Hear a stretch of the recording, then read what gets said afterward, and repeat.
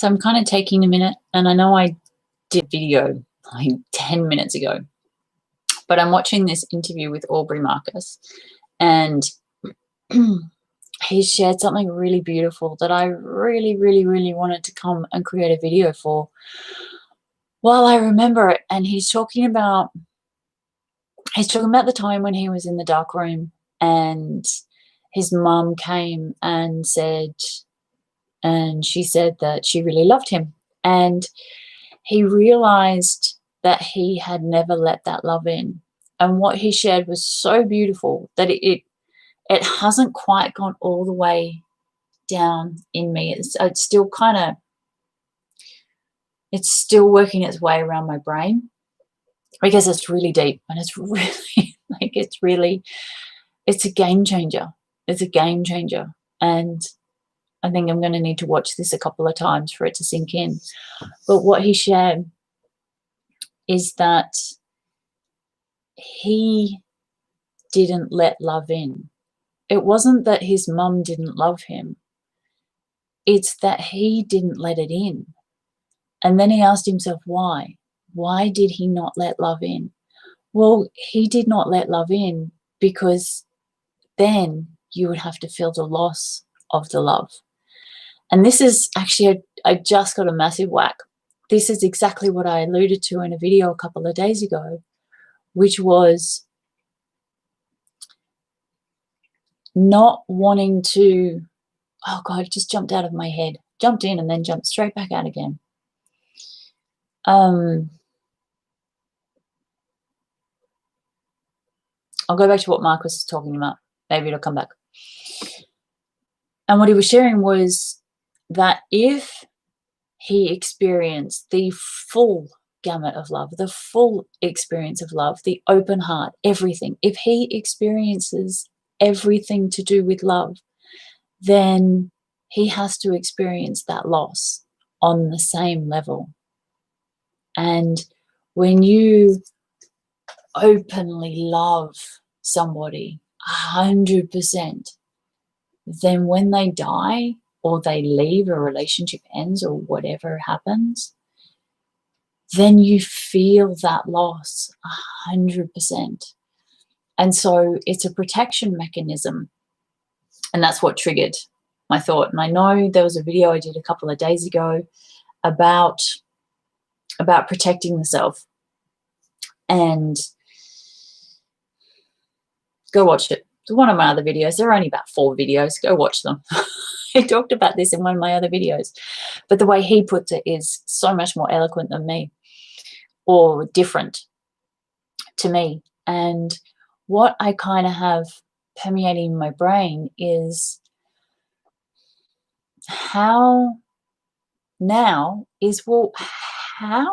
I open my heart up to love? Because I do have, and I have known this ever since I was about 18 or 19, because I had, and I actually think the time where I shut myself off completely, there are probably 5 really traumatic moments in my life up until I was 19. There are lots of small traumatic moments, bullying, criticism, judgment, all that crap. But these were really, really deep, life-changing traumatic moments where I experienced death or loss or massive change. And when I was about 16, 17, my cat died. And she was my everything because of the trauma that I had been through with different family members, and because of what happened to me when I was 12, I took the love that I had for somebody who was no longer available to receive that love, and I moved it onto my cat. And so when she got put down, I think I took that love and I just went, you know what, fuck this. Like, I loved my mom, and she's an alcoholic, treats me like shit. I loved my dad, and he's just such an asshole. And I loved another family member who I thought was my best friend, and they turned around and literally stabbed me in the back. and ruined my life completely. I am mainly the way I am now. If I was going to blame anybody, it would be because of them. And so when I transferred all that love into my cat, and then when she died, I think I looked at that and I just went, fuck this. And that was like my final straw. So each time I went through trauma with a different person in the family, I think I kind of put the love that I had for them, and I put that in a box. And then the love I had for my mum went in a box, and love that I had for my dad, it went in a box. And then love that I had for this person, some of it went in a box, and some of it went to my cat. And then the love that I had for my best friends in high school that were horrible to me, that just tormented me after we'd been friends for 4 years or something. Yeah, just the trauma. I think I just, every time somebody hurt me, instead of processing the pain, and instead of grieving, or instead of experiencing the pain, I just picked up the love that I had for them and stuck it in a box and shut the lid. Just went, you know what? It can just stay there.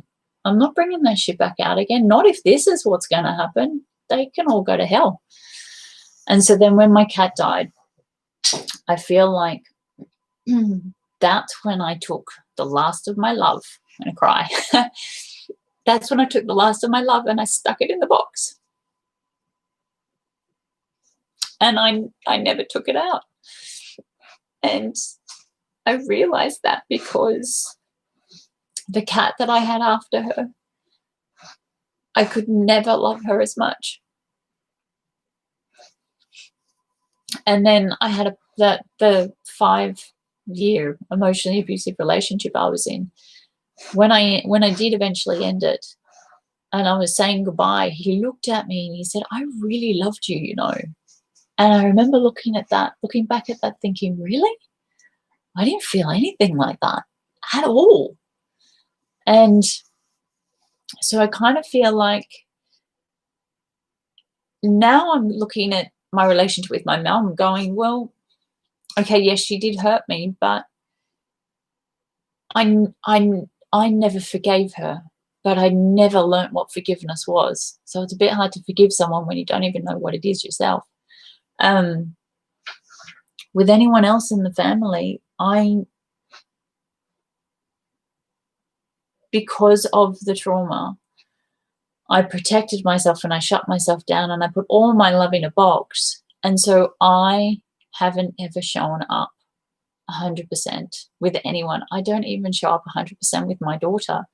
She gets the most of probably anybody, other than my dog. I think my littlest dog, Billy, she doesn't get more than my daughter, but she gets a lot.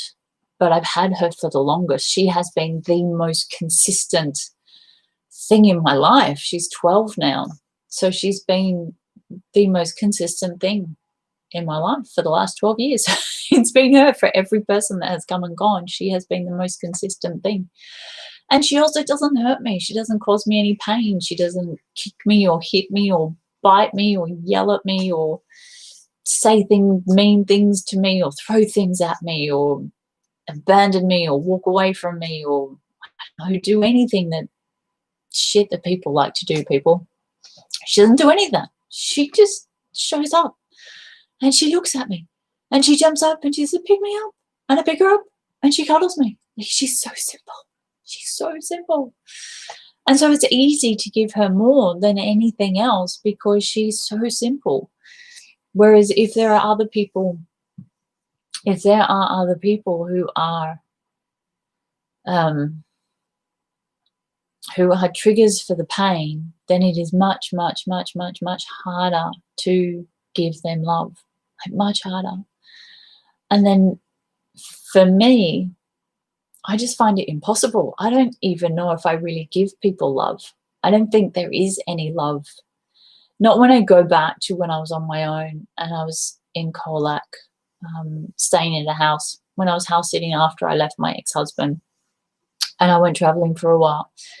And I found myself in the middle of nowhere on my own for, I think it was maybe 4 months, 4 or 5 months, maybe longer actually. It must have been about 6 months. And it was winter, there was a fireplace, and there was a spa, and I was on acreage, and there was no one anywhere. The nearest house was 50 acres away. It was beautiful. And for the first time in my life, I experienced love for myself. And in that moment, I realized I had never loved anybody. That the love that I thought was love was not love.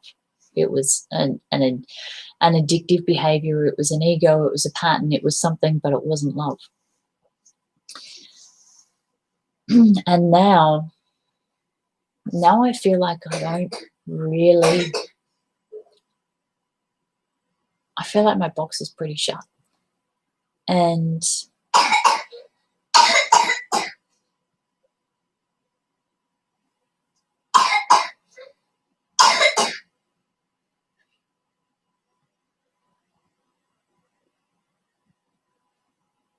just checking on my daughter. I think she's okay. I feel like my box is pretty shut, and I'm not sure how to open it. But now that I know that that's where all my love is gone, now that I know that it's in that box, and now I understand more just from watching this beautiful conversation and sharing from Aubrey. Now that I know that that's where it is, I feel like I have a chance to do something about it. And I feel like maybe that's what next year for me is about, is finding that love and opening the box and experiencing what that feels like, not only for me, but for other people. And also understanding that the reason it has been put into the box is as a protection mechanism, because when you feel love for someone and they die, then you have to feel that same level of loss. And that same level of loss it's hard. It's hard. It's horrible. It's heartbreaking. I have felt it on more than one occasion when I was young, before I shut everything down. I have felt it, and it was horrible.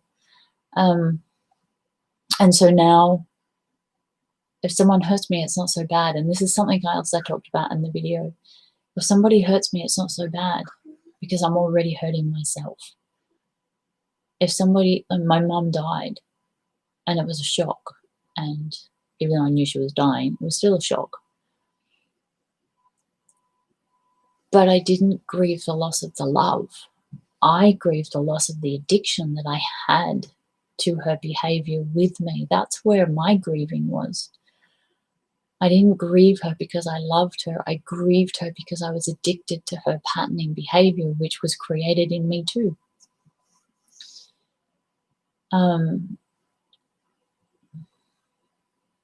and it's kind of, it took a bit to realize that I wasn't grieving her love, because I don't feel like I had her love, although apparently it was there. And when I talked to a lot of her friends, they always used to say, oh my God, she was so proud of you and she loved you so much. But then when I look at my life with her, it was filled with so much trauma and punishment. And then I wonder, well, sometimes I have said to myself, well, was it really? Or was it that there was some trauma and there was some punishment, and then I anchored it into my brain and I continued it on even when it wasn't happening, which made it seem like it was happening all the time. Whereas if I was an in-the-moment person, then I would have been punished, felt the hurt, moved on. Been punished, felt the hurt, moved on. Kind of like my daughter. She doesn't sit in punishment if I get angry about something. I get angry. She gets upset. We sit. I wait. We cuddle. We hug.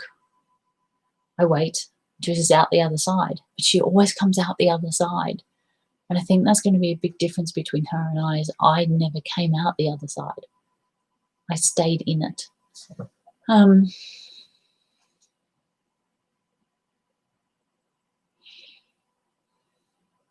Yeah. I think that's kind of it. Please go and watch that video. I put the link in this comment as well. Please watch it. It has just today. I'm so glad. I feel so gifted. That video, it's exactly what I needed to watch today to understand that my love, it's here. It's here. It's inside me. It's just sitting in a teeny tiny little box. Well, it might not be teeny tiny. It might be fucking huge. But it is just sitting in a box. And it is waiting for me to open it and start feeling it again. So, happy New Year's Eve. Let's see what tomorrow brings. I might not be on tomorrow. Might take me a couple of days to process this in my brain. The idea of actually maybe experiencing my own love again, and letting other people like my daughter experience it, and my other dogs and my cats. Yeah, we'll see. I'm protecting myself. So anyway, I hope that helps somebody, anybody. I hope it helps. Thank you, thank you, thank you for watching, and please do write in the comments if anything has helped or shifted or changed, or you want to share, or you want to connect, or you want to reach out. Just write it in the comments. I am here. Yeah, none of us have to go through this on our own. Okay, bye.